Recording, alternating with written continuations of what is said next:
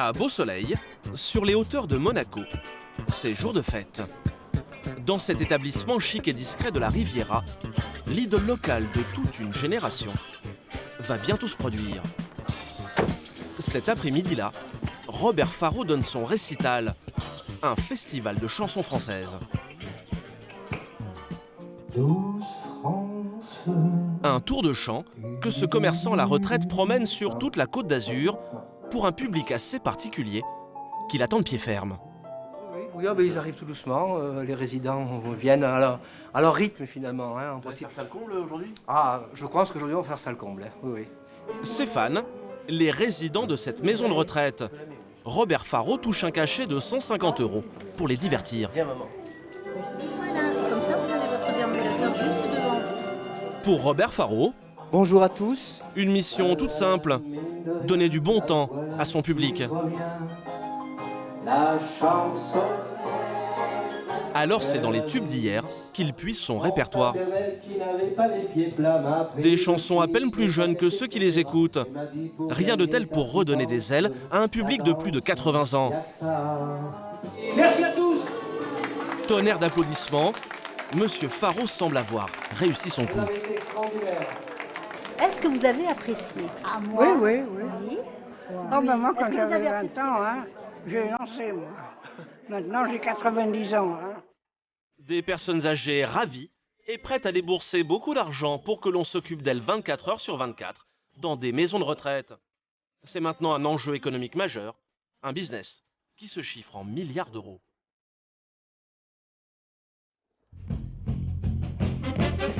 Une chambre comme à l'hôtel, en pension complète, avec des animateurs et du personnel en blanc pour veiller sur vos vieux jours. La maison de retraite, c'est aujourd'hui le domicile de près d'1 million de personnes en France.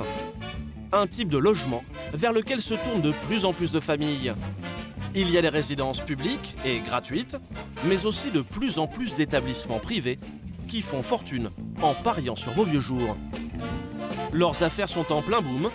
Dans 4 ans, les plus de 85 ans seront 2 fois plus nombreux. De la maison de retraite grand luxe aux casseurs de prix. Voilà comment certains partent à l'assaut du papy-boom.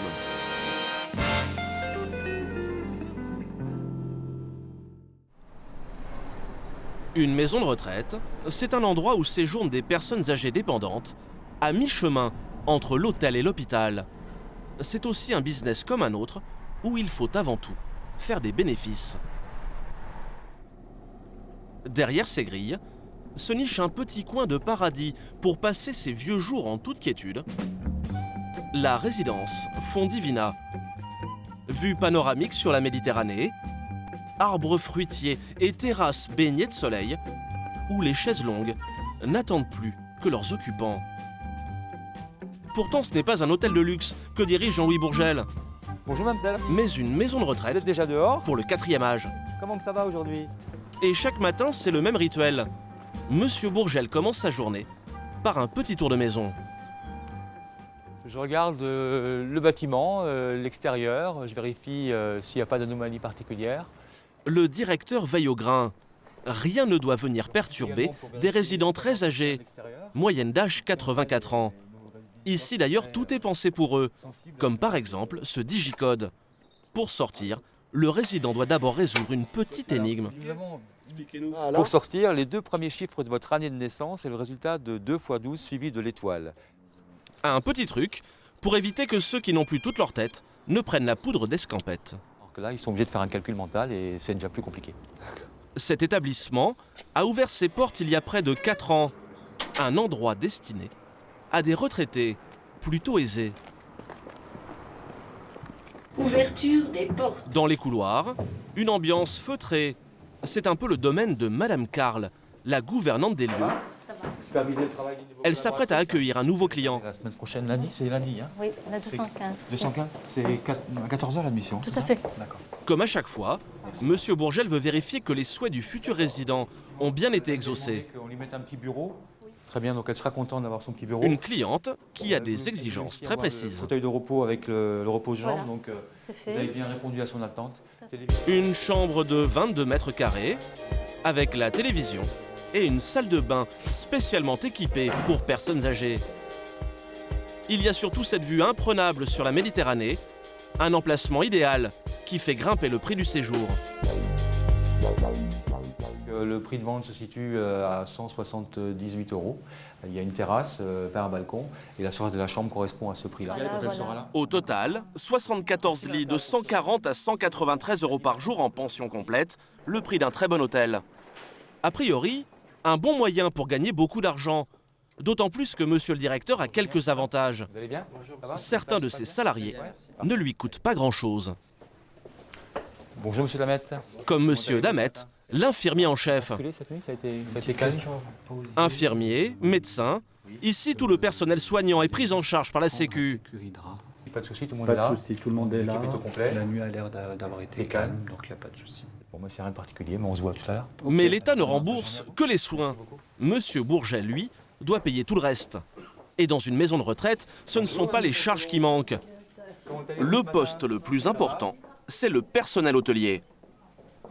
Notre directeur a par exemple recruté 13 personnes, rien que pour l'entretien des chambres. Ça va, vous allez bien ce matin? Ça se passe bien? D'accord. Au total, 20 salariés font tourner l'établissement. Cela représente 60% de ses charges.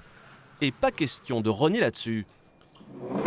Alors pour limiter ses frais de personnel et faire des économies, monsieur Bourget a trouvé des solutions. Comme sous-traiter l'une des prestations les plus importantes ici, les repas. Dans la grande salle de restauration d'ailleurs, le coup de feu approche. Donc monsieur Delner a 2 invités, ça vous l'avez... Le directeur joue les maîtres d'hôtel. Et pourtant ce n'est pas son personnel qui s'active. Il a passé un contrat avec un prestataire et a négocié le prix des repas qui ne pèse pas très lourd au regard du tarif de la chambre. Un repas comme ça me revient à 8,50 €. Tout compris. Tout compris. Avec le service et la Tout cuisine. compris. Un prix serré. Alors pour être certain que la qualité est au rendez-vous, monsieur Bourgel est toujours le premier à goûter les plats que mitonne le chef. Chef, est-ce que je peux passer à la dégustation?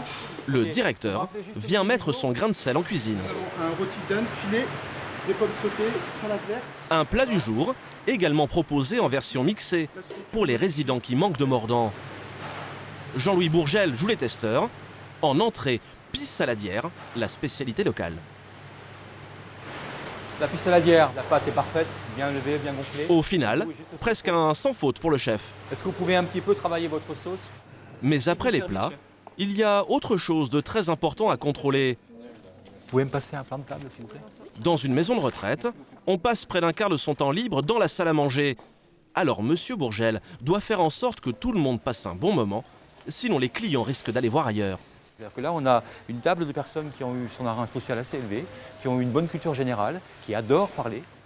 Quelques pas plus loin, le directeur a également formé une belle équipe. On a un supporter du Barça, là on a Paris Saint-Germain, là on a Marseille. Mais tous les trois parlent football, tout le temps, ils adorent ça. Midi, les premiers convives sont déjà attablés. Jean-Louis Bourgel fait la tournée de ses résidents. Bon appétit, Madame Russel. Un directeur aux petits soins pour ses 72 convives. Bon appétit, mesdames. Car chacun lui rapporte en moyenne plus de 5 000 € par mois. Notre directeur a le sourire, mais un petit peu la pression, car il va bientôt devoir rendre des comptes à l'homme qui a investi des millions d'euros dans cette affaire.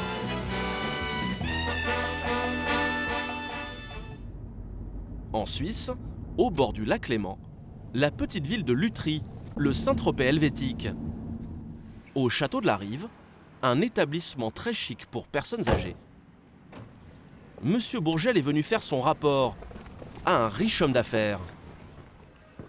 Messieurs, bonjour. Reconverti dans les maisons de retraite, c'est Monsieur Schmutz. Monsieur Bourgel, j'ai bien entendu comme ça. Je crois qu'on aura une journée, une après-midi sympathique.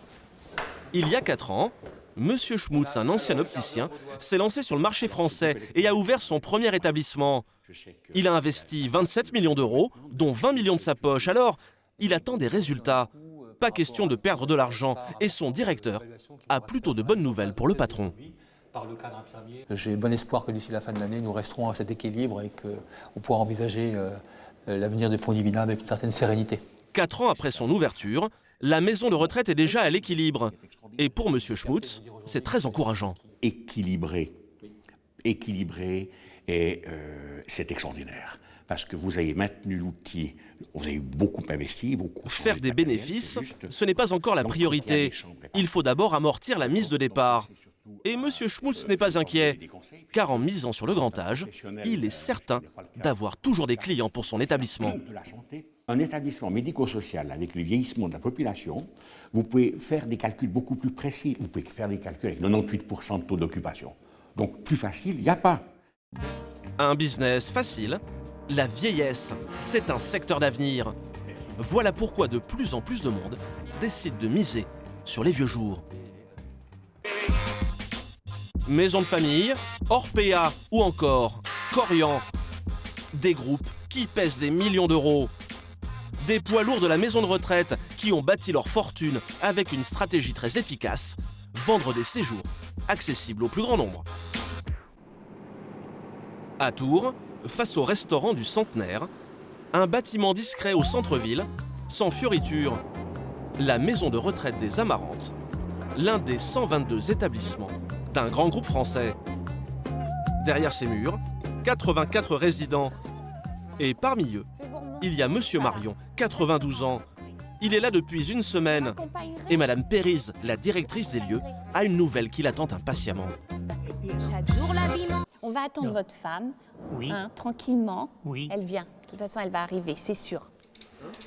Son épouse de 84 ans vient de sortir de l'hôpital et le rejoint enfin.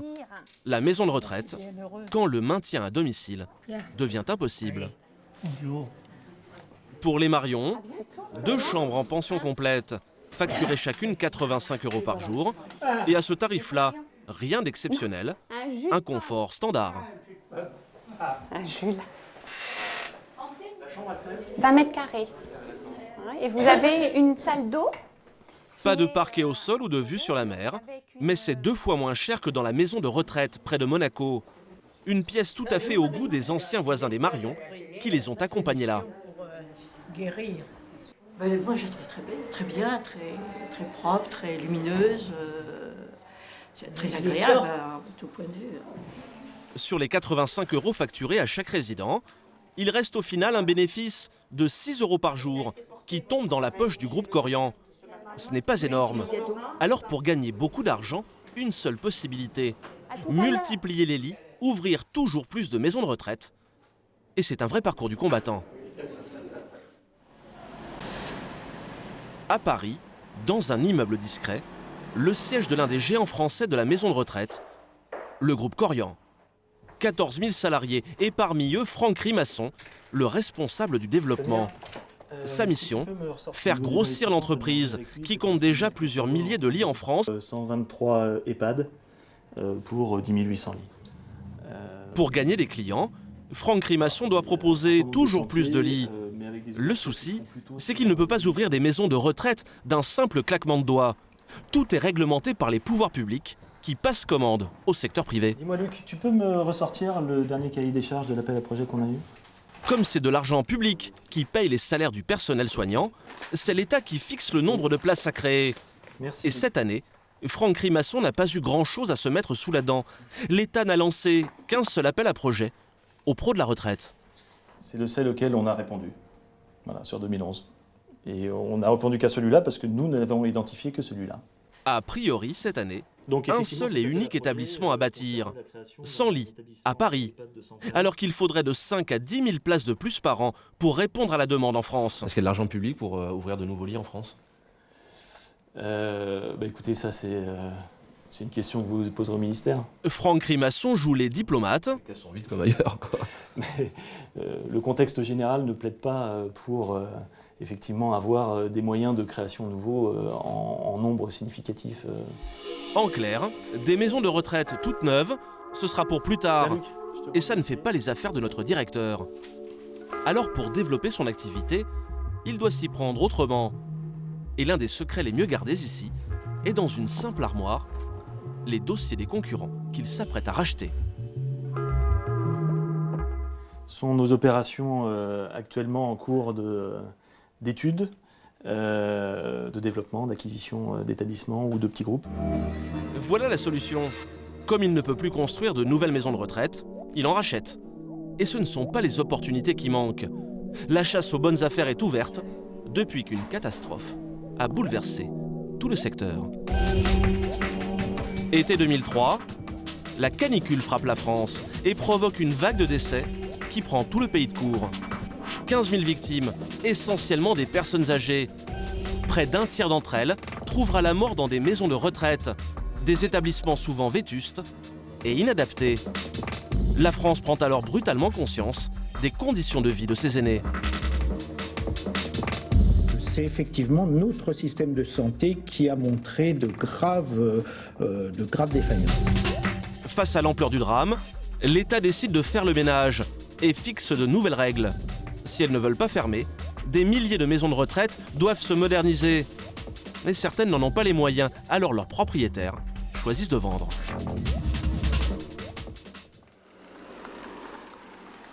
En Bretagne, au Pouliguen, se trouve l'une de ces maisons de retraite qui ont récemment changé de main. C'est le groupe de Franck Rimasson qui a remporté le morceau et notre homme a pas mal de travail devant lui. Bonjour. Bonjour Stéphane. Il y a 2 ans, son groupe a acquis cet établissement de 89 chambres. Une maison de retraite construite il y a plus de 20 ans où tout est à refaire, à commencer par les couloirs. Donc là, ça fait partie des couloirs qu'on va casser. Oui. Qu'on va élargir. Exactement. Un espace trop étroit pour les résidents, ce n'est plus autorisé. Ah, déjà, 2 personnes pour se croiser, c'est un peu compliqué. Et ce n'est pas le seul problème de taille à corriger. On peut voir une chambre, Stéphane ? Les chambres ne correspondent plus à la clientèle d'aujourd'hui, bien plus âgée que celle d'il y a 25 ans, quand la maison a été construite. Et certains éléments voilà, qui est ici. n'ont plus lieu d'être. Puisqu'on trouve une baignoire. Ce qui est... Quand les résidents ont en moyenne 84 ans, une baignoire, c'est au mieux un élément de décoration. Voilà, donc ça fait partie des éléments qu'il faut refaire complètement. Quand vous avez besoin d'apporter une aide à la toilette, à la douche, pour le personnel, vous ne pouvez pas utiliser une baignoire, c'est absolument impossible. Remettre ces 89 chambres en état, le groupe de Franck Rimasson en a les moyens, mais pas l'ancien propriétaire qui a préféré revendre son fonds de commerce. Car pour refaire une beauté à ce bâtiment, non, c'est loin d'être un petit coup de peinture.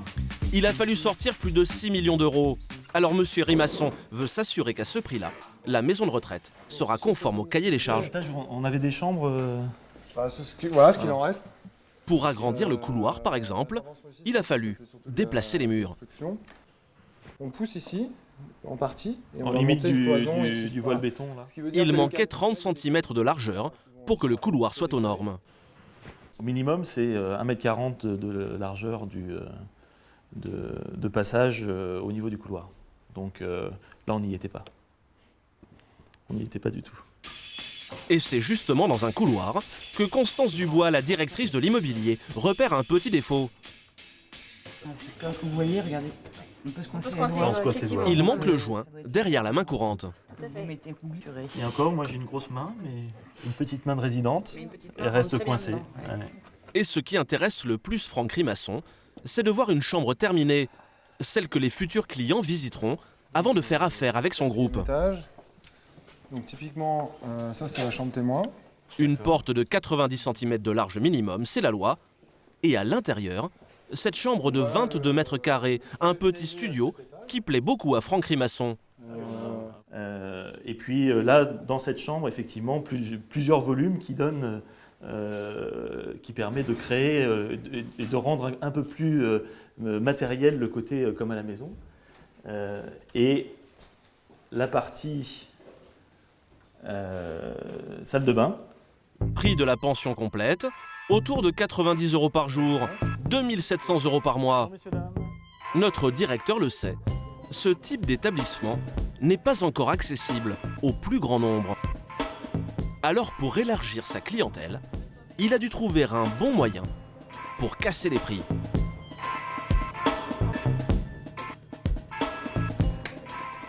Dans le business des maisons de retraite, l'une des plus grosses dépenses que l'on facture aux clients, c'est l'immobilier. Alors pour faire baisser le prix des séjours, c'est sur les bâtiments que le groupe Corian a décidé de faire des économies. Encore rien essentiel. Je vais te montrer un peu ce qu'on a, un petit peu fait. Et les dernières modifs. Une maison de retraite où tout a été pensé pour ne plus gaspiller les mètres carrés. Car ce que ne veut plus voir Franck Rimasson, ce sont ces grandes pièces, quasiment vides la plupart du temps. Des mètres carrés qui ne servent pas à grand-chose et qui, au final, sont facturés aux résidents. Alors, à l'avenir, chaque recoin devra avoir une utilité. Et voilà à quoi va ressembler la maison de retraite de demain, avec sa salle commune, multi-usage. Vous pouvez à la fois avoir un salon de coiffure, un salon de coiffure mobile qui sort du mur et que l'on range ensuite dans son placard. La pièce sert alors à autre chose. À un autre moment de la journée, c'est devenu un salon télévision. Plus besoin d'avoir une pièce dédiée à chaque activité. Ça devient un espace d'animation. Cela veut dire de grosses économies au moment de bâtir l'établissement. Ça nous a permis de réduire de à peu près entre 10 et 15% la surface rapportée au lit et d'un peu plus de 10% le coût de construction. L'objectif, c'est d'atteindre un tarif de 60 € par jour, de le rapprocher de la retraite moyenne des Français. Optimiser l'espace, c'est très rentable, mais il y a encore mieux, comme développer des chambres préfabriquées. Au sud de Paris, bien caché derrière l'un de leurs établissements, se trouve peut-être la chambre où vous passerez vos vieux jours. Un endroit où tout a été pensé pour faire des économies. Franck, je te présente un petit peu les évolutions qu'on a envisagées avec Christophe. Une chambre test, bientôt construite à des centaines d'exemplaires. Franck Rimasson doit valider les derniers réglages, comme par exemple la future place de la télévision.